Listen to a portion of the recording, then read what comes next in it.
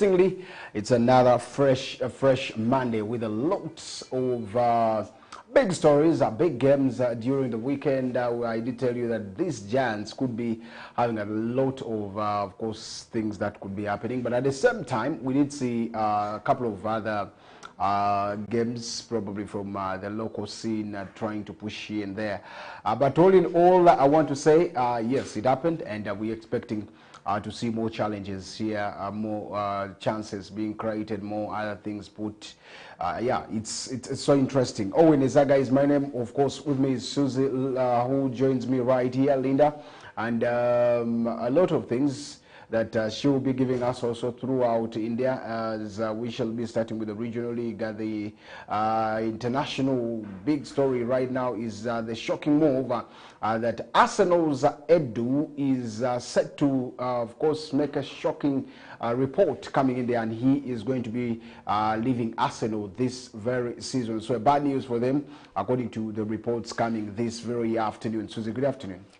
Good afternoon, Owen. Good afternoon, viewer. It has been quite some time, and here we are at Full House. And of course, this is where we do the best that we deliver for you, especially when it is within sports. We have a lot of stories that, of course, Owen has given us the lineups in here. All you have to do is, as long as your screen is on West Nile TV, you actually need to the remote because we do what we do best in the whole region. Whistle time is already here from right about now up to there is at 3 p.m. We had a fully packed action of weekend. Premier League, English Premier League was there. Uganda Premier League went on, even Big League. Quite impressive results that did come through. What actually impressed me most was the West Nile teams, the 3 West Nile teams that are within a Big League. There is a the Black Angels did win their game. We did see Calvary win their game. Onduparaka Football Club also did win in their game. So basically, I think it was quite a very splendid weekend for especially those that are in West Nile.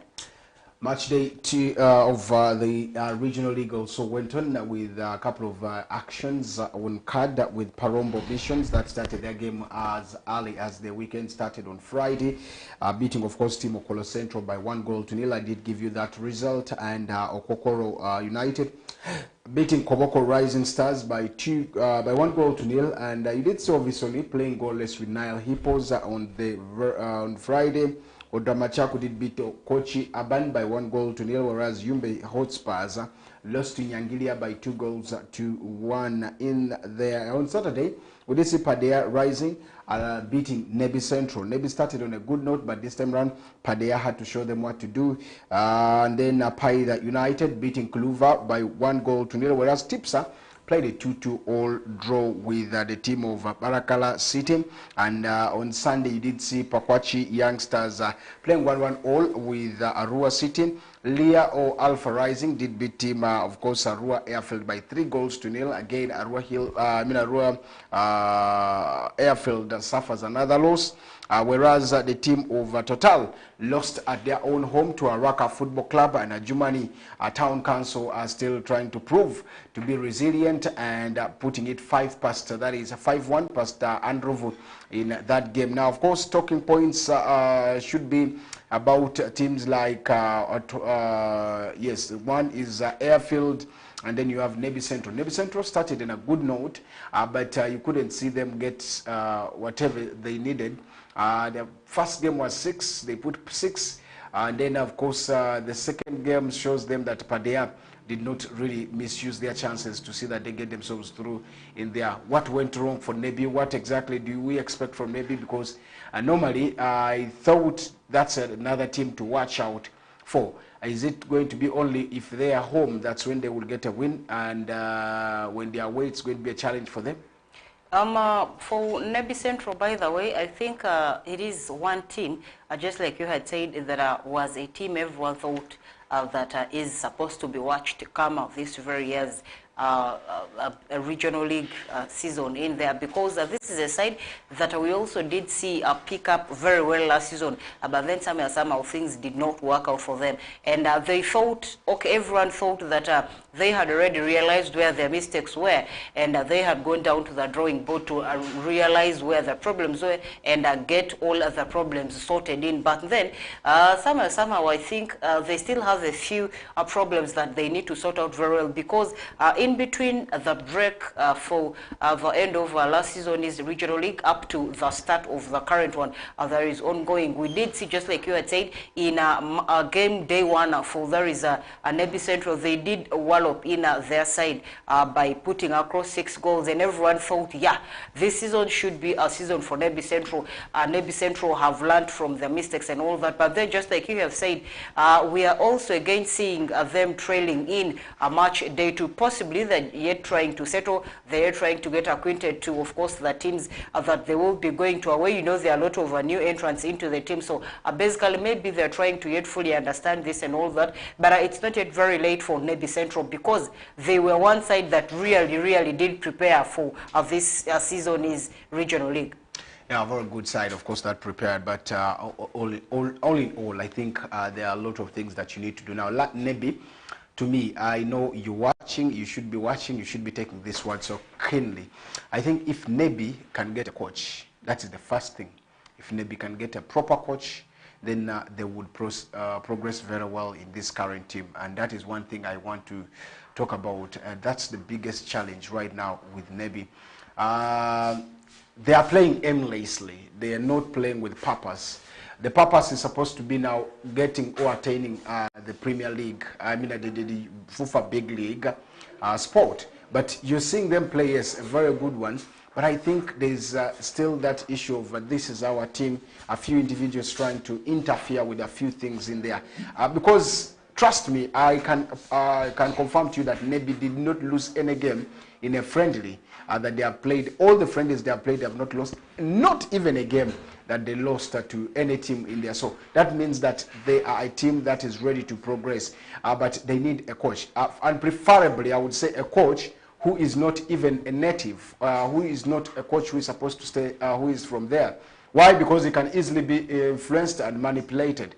I feel if Nebi can get a coach from out over, that is Nebi, come command. If possible, even not, maybe if not from West Nile, but at least somebody who is going to be there. So that maybe he doesn't know about the Alur language, he will be doing whatever is there. But this is someone whom they are going to abuse in the local language. He feels, no, this is it. Now you wait. He has lost one. If he loses any game at home, you're going to see fans will start, let's fire this one. They don't give time. So I think that's one thing they should look into.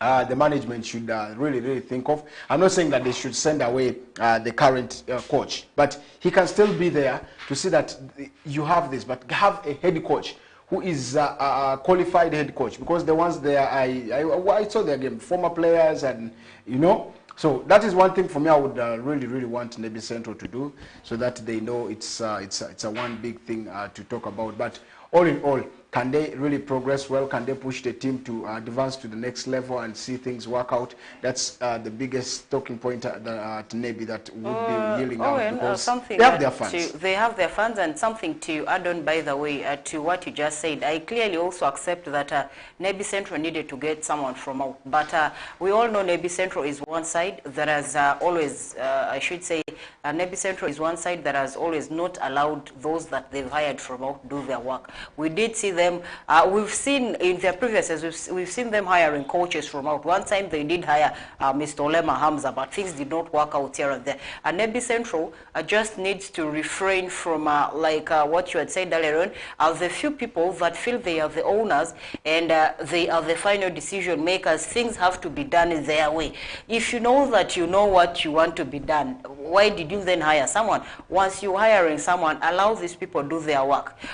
You find it now very very hard for coaches to actually do their works because their work is being tampered with. You find coaches understand players more than any other person in a club because you are the one who does training with these people. You basically know who came for training and who did not turn up for training. But in the previous years, this is Nebi Central that we have been watching in their game. You even see an outsider coming to a coach and saying, I want you to do substitution, put in so-and-so and bring out so-and-so. That is tampering with someone's work that you also equally hired. So doing work with such a person becomes very hard. And I think that is what Nebi Central has been suffering from. I thought they had come out clear out of this, but then with what seems to be happening at their camp, it seems the problem is still affecting them and they really need to desist from it. It's yet early.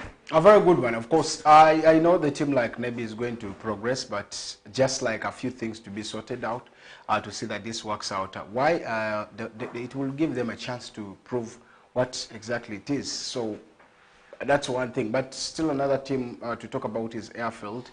I think a lot of things also should be happening in the Airfield team. Ever since their coach joined Onduparaka Football Club, you would see that there's deterioration. I don't know, maybe there's an undermining from the players to the rest of the coaches, I don't know.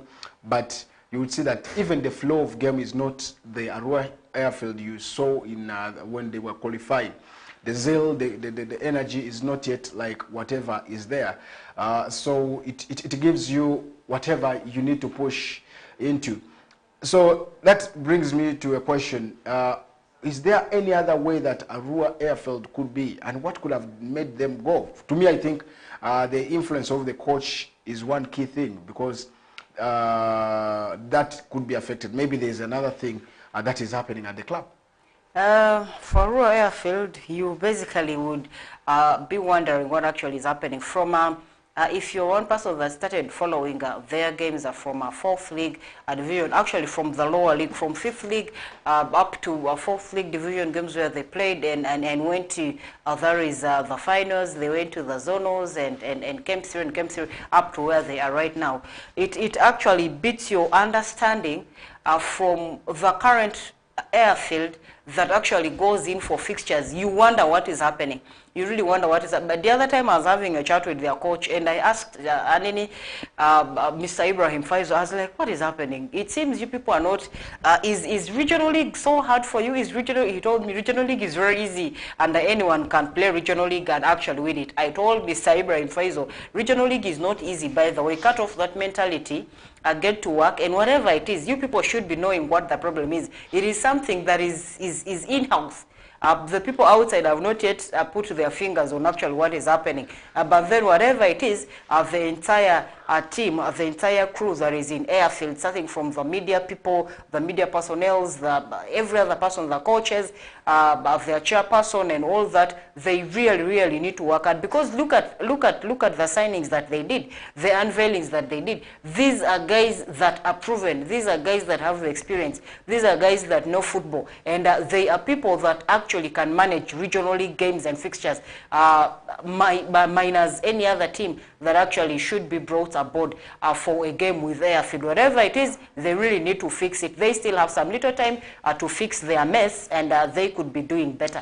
Of course, 2 games, 5 goals conceded shows something very big, I could say, because they're having negative 5 goals, but they have conceded around 6 goals. Because the other one is a negative that they got the other time. So it shows you that it really there's a lot to be done, because right now they should be even rock bottom with no point, 5 negatives to their name.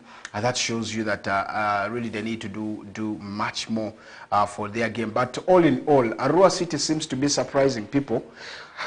Should we say they organize? They got a draw away. I mean, home. They got a draw away to Pakwach. That everybody would say maybe they are going for a loss in there, but still, they are trying so much to see that they get to the winning ways. And draw is not bad for them in an away game. That point is very important. And maybe they can come and build up back from here. But one big challenge they had was that they couldn't really get a chance to win home because they were disorganized. In fact, what made Arua City fail to win against Paida United was the disorganization. It was by 2 p.m. when they even didn't have yet a pitch where they're going to play. Not until they come and go to Arua Police Ground lately to see that this is where the game is. I just said if only Paida United was to say, no, we are not going to play here because this is not where the ground we are supposed to play, it would be a problem. And to the region, I think the inspections of these pitches this season did not take place. So it has affected a lot of maybe people even in their places. But all in all, now we need to know where Arua City is going to play their next game. Their next game, because their next game should be home. And where are they going to play it? Arua, is it going to be Arua Police Ground? Is it going to be Kwa PTC or Nduparaka's Green Light? Where exactly? Because you can't be assuming every pitch here is yours. Yes, we know it's in the city. But the people who are maintaining it are different. I keep repeating this. Let the council swallow, or the city authorities swallow their pride of saying these are all ours, we can go there anytime. We saw the saga with Nduparaka when they said, I think one of the politicians was like, this is still, and sent security to break off. What happened? Did the event happen? Of course it did. Because people incur money, people incur, costs of maintaining this, making sure this is, that's why you come and you need to have a better field. You need to have a very good ground. That is one thing Arua City needs to work upon. Other than thinking, yeah, these are all our things. We are staying here, yes, but how do I take care? It's just like you're saying, as a father, this is my daughter, and this daughter was brought up by someone different. So would you also sideline that person when maybe this daughter gets married officially and people want to pay bride price? Obviously, the person who this daughter grew up with will have to get something after making sure this works out. So the family will have to come in there. And those are some of the things I'm trying to bring up. Now, Arua City, are we seeing the best for them this season? Arua City is one side that I would say is kind of boosted positively.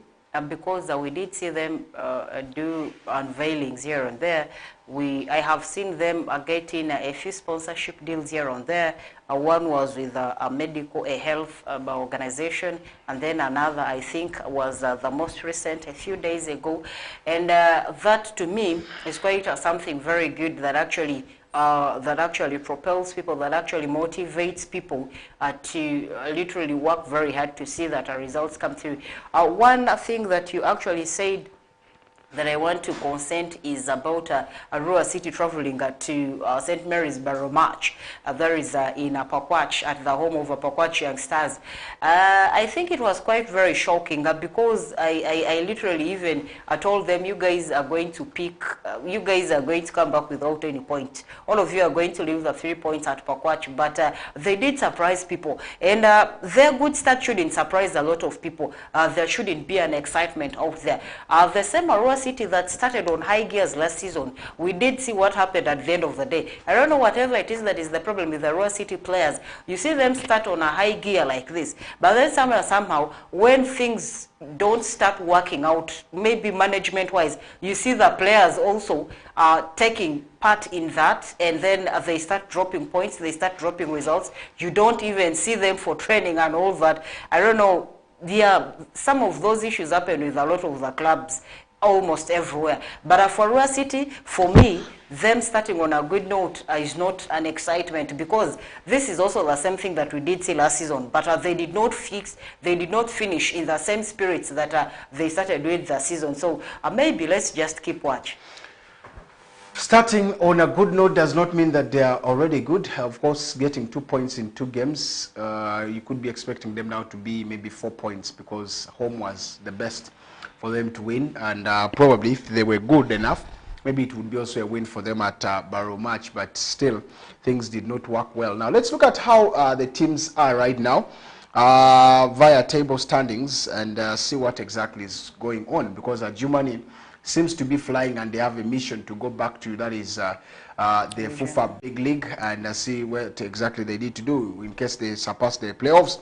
Remember, this time round it's only a team, and a team that meets here after, of course, to go and represent West Nile region in the playoffs. And I can tell you, Jumani so far has scored around 7 goals to their name in the 2 games that they have gotten, but they are now 5 goals positively and 6 points in there. That means they have gotten all the maximum points out of the 2 games, and they are leading the table with, of course, that goal margin. Nyangilia is also another team that is doing well, Super Eagles, with 6 points. I want to see this time round if the consistency of the toppers will really, the table toppers, whether they will still keep it like that, because we saw this happening with even Odramachako last season. They went up to further, but later on you did see what happened. Then there's a Tipsa that has 4 points. With 3 points, with 4 points, I mean. And then you have the team of Barakala, that is at number 4, Araka at number 5, and Okokoro United at number 6. Koboko rising at number 7, and Odramachako at number 8 with 3 points. Total at number 9 with 3 points, and Yumbe Hotspurs with no point.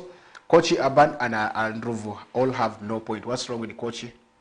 Kochi, by the way, Kochi, even Araka inclusive, I don't know. Kochi, I think we did have a discussion with there one time in the show, and we were like, Kochi, Odramachako inclusive, even Araka inclusive, these were teams that had gone silent. We were not hearing anything about them. We did even our research. They were not having new unveilings, new signings, no friendlies and all that while they were off-season. But we did see a couple of teams being active, the likes of Total and all that. So for Kochi and their current state, I think it shouldn't really be a surprise, because we did not see a lot of preparation when they were off-season, for me. Kochi Urban got the services of Boy Fazalino in probably like the due lately. But I see Boy here so much in Arua doing a border work, and that shows me what exactly is this. But all in all, what we expect is what we are seeing. Let's wait and see what comes through.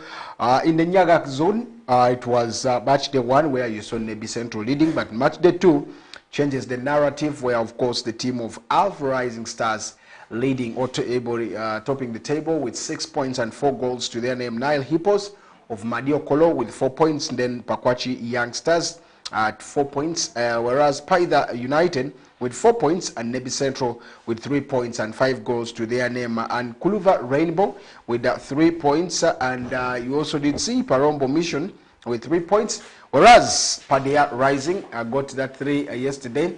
Rua City have 2 points. They are already in the relegation zone or the red line.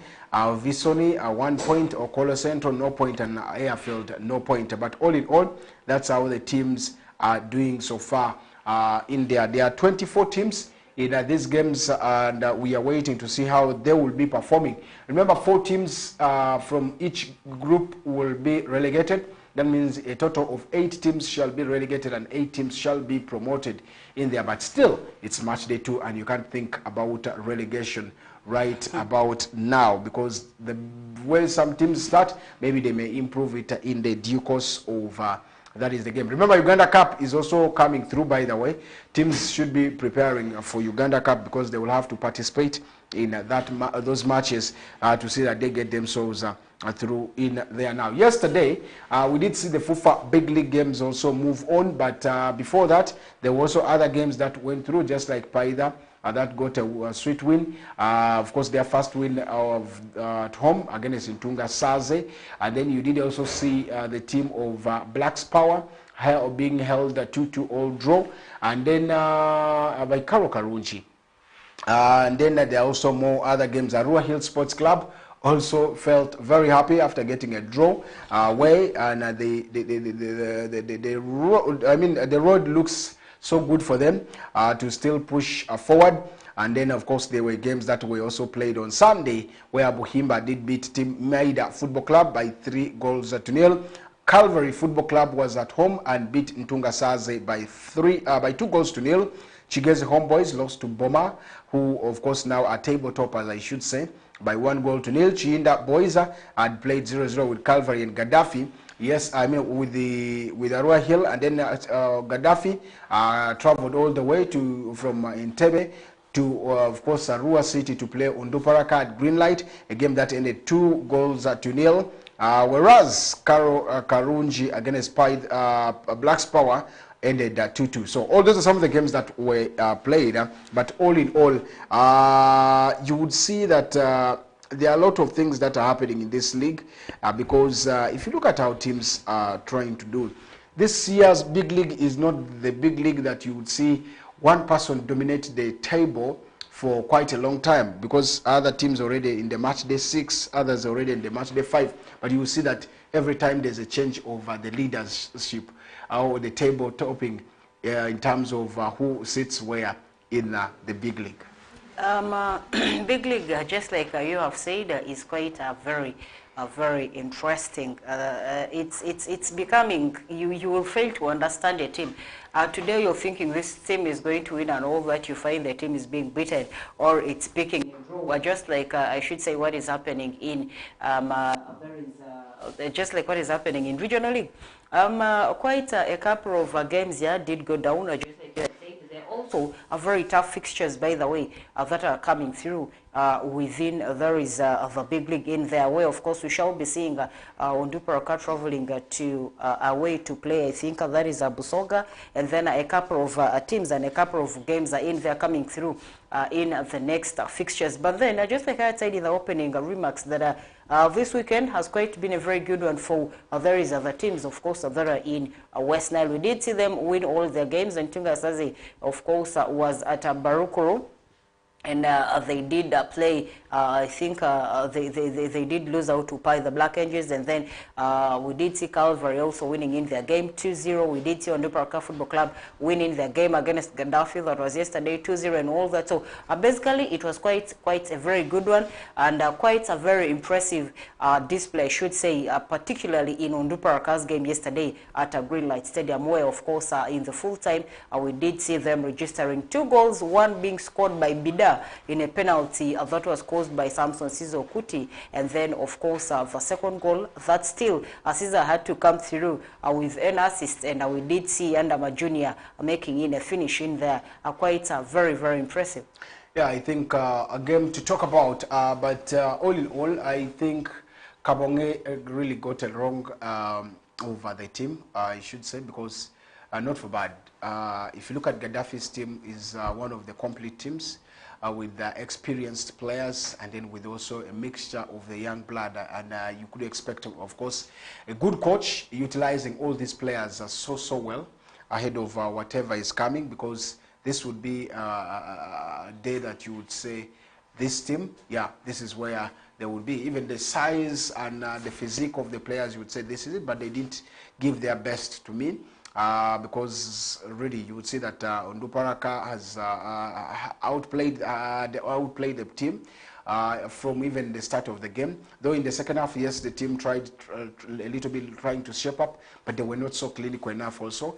And then of course, I should say Onduparaka, ever since the consecutive losses, have kept improving day by day. You would see that the team has really improved a lot.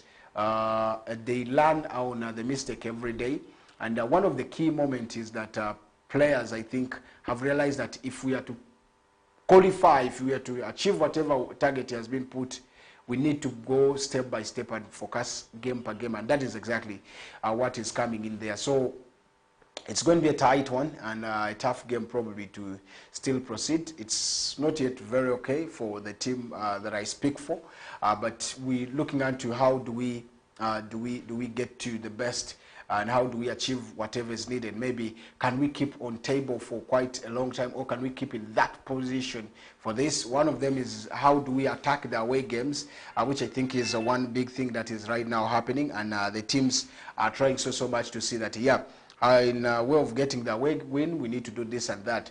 That's why they were able to get at least a point away from home, and pushing things work out. So that is one big thing. But I think it has to do with the mentality of saying we can do this, and you will always do it and achieve whatever is there.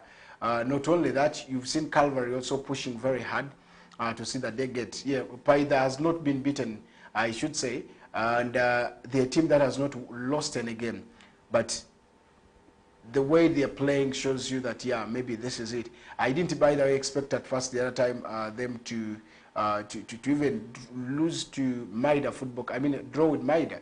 But they played very well, and later equalized. They couldn't really keep for long.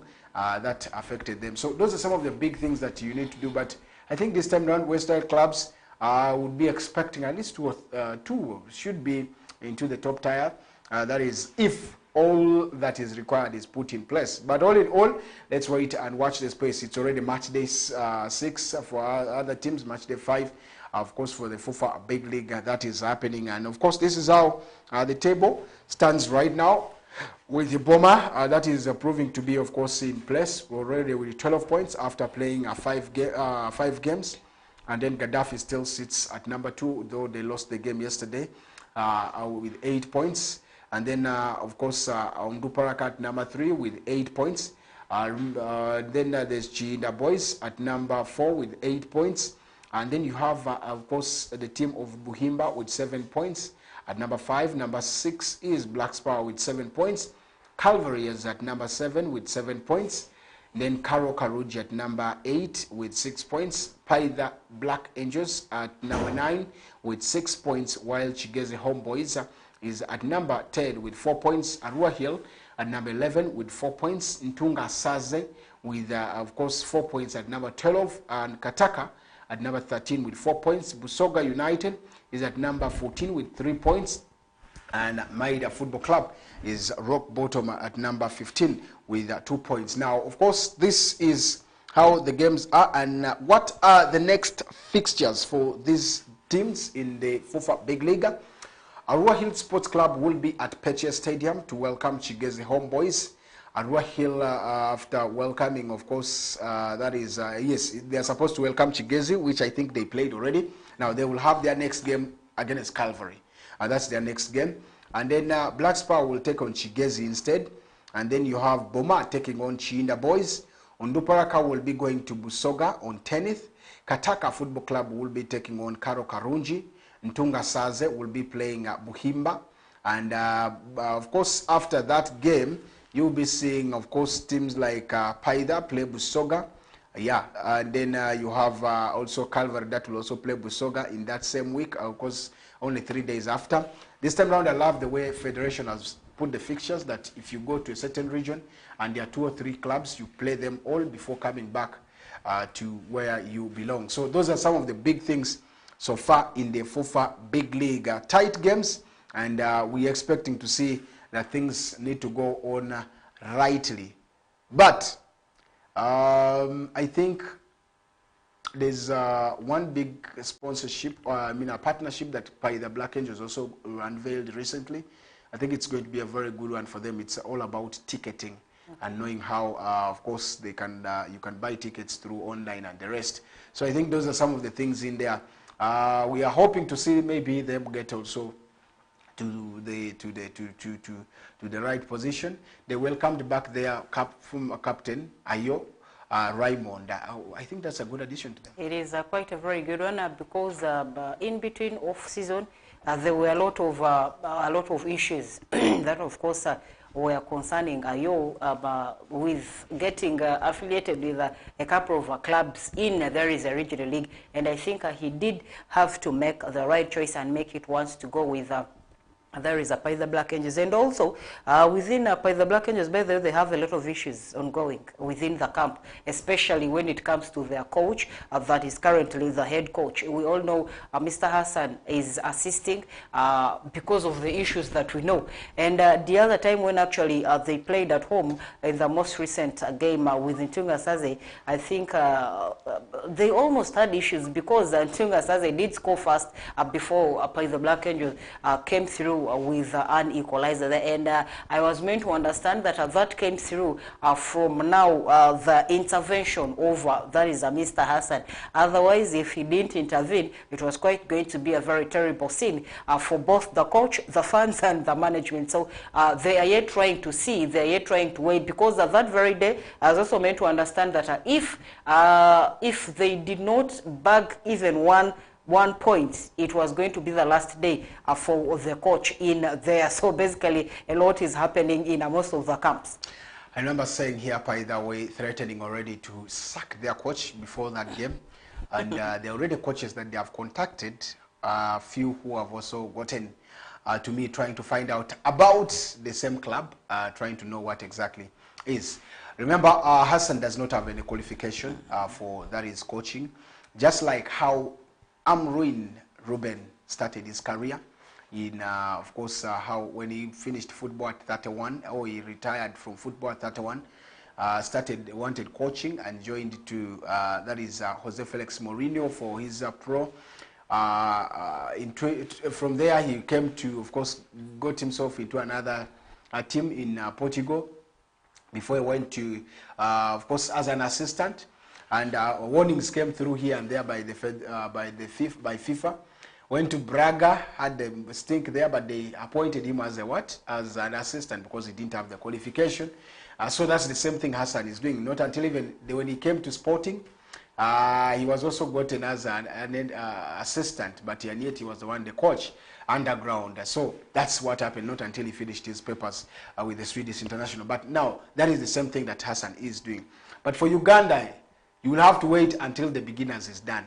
You have to wait until the CAFC coaches are, so it is very hard waiting for all that moment. Otherwise, maybe he would be doing his moments right there. But let's wait and see what exactly that will be for Pai the Black Angels and the rest of the team in there. Let's take a break. We'll be right back to give you more of that is other stories. But I can tell you, we are with Zuku also. You can really follow, and also on Star Times right there. At the same time, we are also on Azam TV, so you are going to be getting a lot soon. Of course, you could be expecting us on the other platforms remaining for you to be happily enjoying with, of course, West Nile Television. Don't touch your dial. Stay right glued. Tonight, 318 students set to graduate from Mooney University.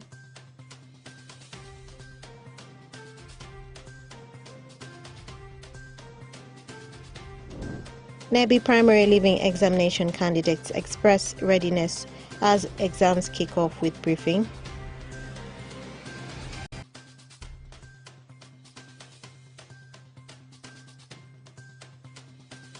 And in sports, Okokoro United edged Koboko Rising Stars in Regional League.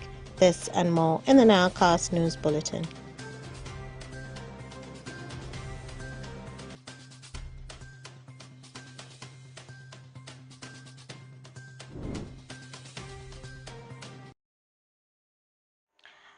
A very good evening, viewers. It's the 4th of November 2024. You're most welcome to the Nowcast on your West Nile Television. Let's dive straight into the stories that have made headlines tonight.